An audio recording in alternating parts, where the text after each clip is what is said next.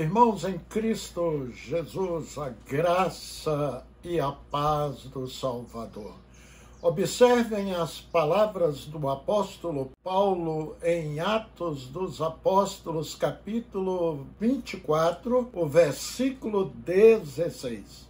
Por isso também me esforço por ter sempre a consciência pura diante de Deus e dos homens. É muito comum usarmos a seguinte expressão: tenho a minha consciência tranquila com relação a alguma coisa, que fizemos ou deixamos de fazer. Evidentemente, falamos isso com relação ao nosso próximo, às pessoas. Agora, poder dizer como Paulo, que tinha uma consciência pura diante de Deus e dos homens, é algo extraordinário. Mas observe, querido, o texto que eu acabei de ler, Atos 24, 16. Por isso também me esforço por ter sempre a consciência pura diante de Deus e dos homens. Ele disse que primeiro ele se esforça, ele faz a parte dele. E uma consciência pura diante de Deus, primeiro ele falou que tem. Aí, posteriormente, ele falou e dos homens.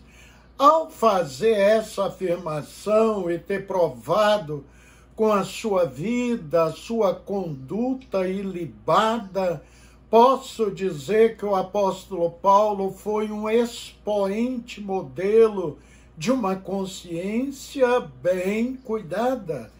E com propriedade ele pôde dizer: eu me esforço por ter sempre uma consciência pura diante de Deus e dos homens. Queridos, o apóstolo Paulo pregou para os gentios, o que chocou muito os judaizantes, a religião dos judeus, pois eles consideravam todas as demais pessoas impuras.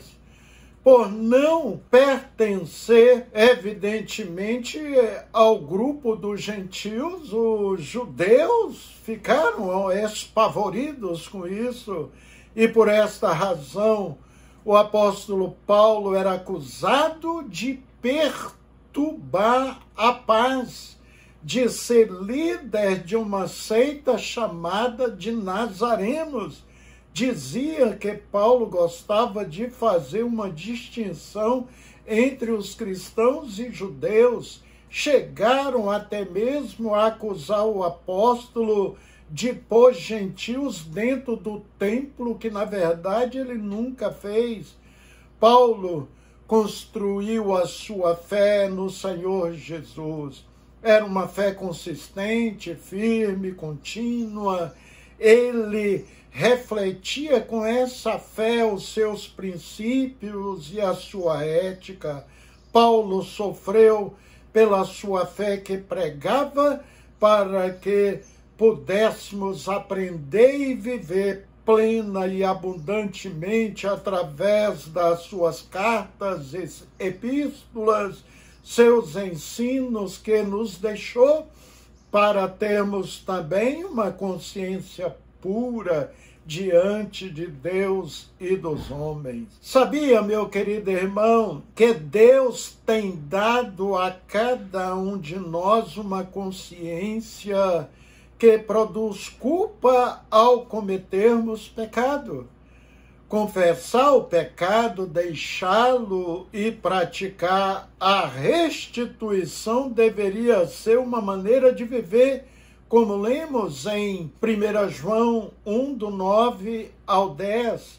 Se confessarmos os nossos pecados, ele é fiel e justo para nos perdoar os pecados e nos purificar de toda injustiça. Se dissermos que não pecamos, fazemo-lo mentiroso e a sua palavra não está em nós.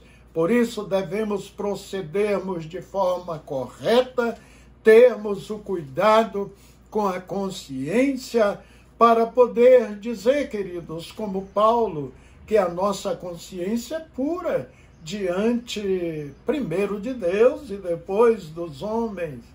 Olha, as eleições para a escolha de deputados, senadores, governadores e presidente da República terminaram dia 30 de outubro deste ano.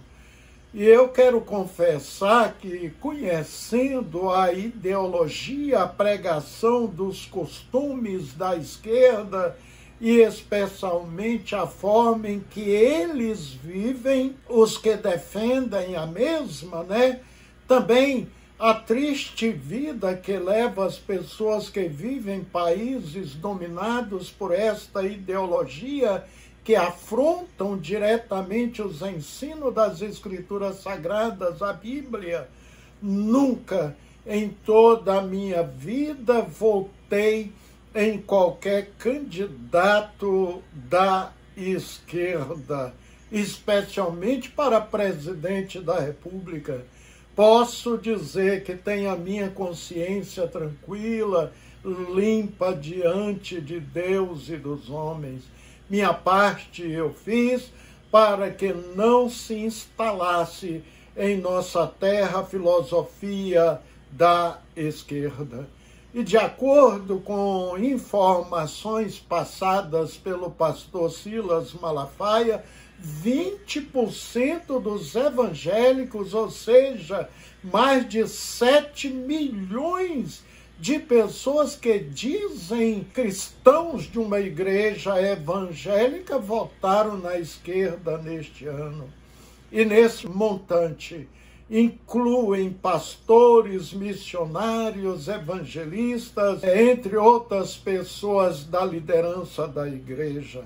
Ou seja, esses cristãos não estão mensurando o perigo real da decisão deles quanto ao nosso futuro, povo que serve a Deus, que vivem e precisam dos ensinos das Escrituras. Os da esquerda geralmente acusam os crentes, verdadeiramente crentes, de fundamentalistas. Nós seguimos os exemplos da palavra de Deus. E o apóstolo Paulo, queridos, foi acusado de perturbar a paz. Vamos ver a acusação que os líderes religiosos fizeram contra Paulo diante do governo romano. Quero ler Atos 24, de 1 ao 8. 5 dias depois, o grande sacerdote Ananias foi até Cesareia com alguns líderes do povo e com um advogado chamado Tértulo. Eles se apresentaram ao governador Félix para fazer acusações contra Paulo. Depois que Paulo foi chamado, Tértulo começou a acusação dizendo: Excelentíssimo senhor governador, o seu governo nos tem trazido um longo tempo de paz e graças à sua sábia administração, muitas reformas necessárias estão sendo feitas para o bem deste povo. Somos muito agradecidos por tudo aquilo que temos recebido em todas as ocasiões, em todos os lugares. Mas não quero tomar muito do seu tempo e por isso peço que tenha bondade de nos escutar apenas por um pouco mais. Nós achamos de fato, este homem, Paulo, é uma peste.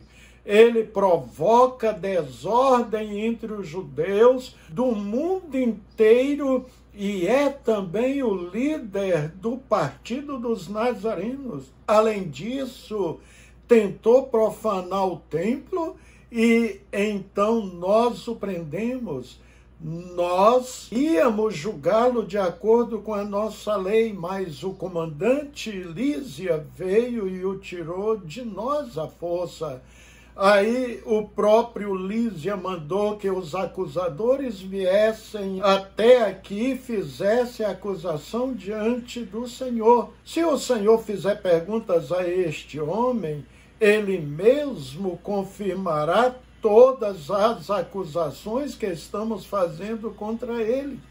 Observaram, queridos, o motivo da acusação feita contra Paulo? Israel, em seu tempo, era dominado por César Augusto, por Roma. Era uma ditadura que imperava e o judaísmo era a única religião dos judeus que queria dominar. E os seus ensinos eram baseados apenas na lei, não conheciam Jesus Cristo como Messias, o Salvador do mundo, não aceitava, portanto, os ensinos dos apóstolos. E vocês observaram na leitura que eu fiz que esse Tértulo, advogado ali do sumo sacerdote dos judeus, começou exaltando a ideologia implantada naquela época, querido, exaltando a ditadura romana. Falou que os romanos estavam fazendo muita coisa boa em favor de Israel. Paulo era um perturbador da paz, ao ponto de apedrejá-lo e achando que tinha matado o apóstolo, e além de ser açoitado em 4 vezes, colocaram Paulo em prisão, e tudo isso, meus queridos irmãos, por causa de Cristo que ele pregava.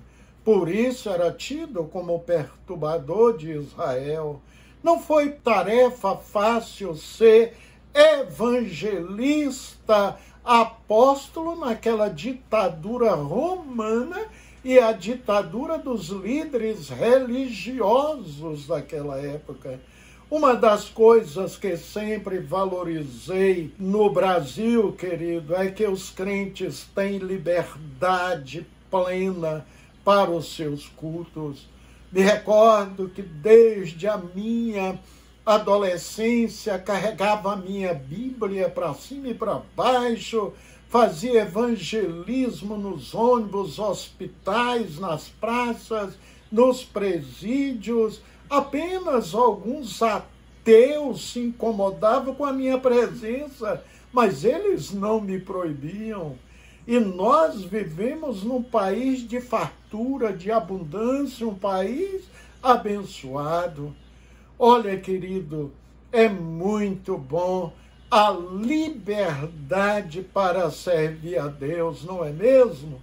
Que Deus tenha misericórdia daqueles que o amam, que amam as Escrituras Sagradas, que têm prazer de frequentar uma igreja evangélica, daqueles que amam também a moralidade, o respeito e desejam um Brasil justo para os nossos descendentes.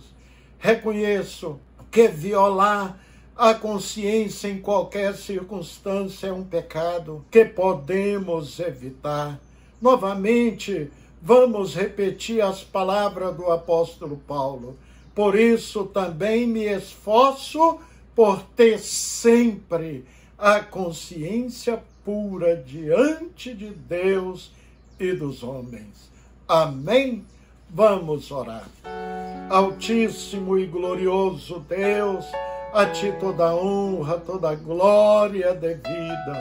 Só o Senhor é Deus. Como adoradores do Senhor, seus servos, pedimos encarecidamente que o Senhor nos ajude a andarmos na terra de uma forma que agrada ao Senhor, especialmente mantendo a consciência pura diante do Senhor e também dos homens. Ajuda a nossa nação, Ajuda o nosso povo, ajuda, Senhor, os milhões de crentes que amam a liberdade, que amam a palavra de Deus, que trabalharam e continuam trabalhando para Ti. Que o Senhor abençoe os seus lares grandemente, Senhor. É a minha oração com gratidão, em nome de Jesus. Amém.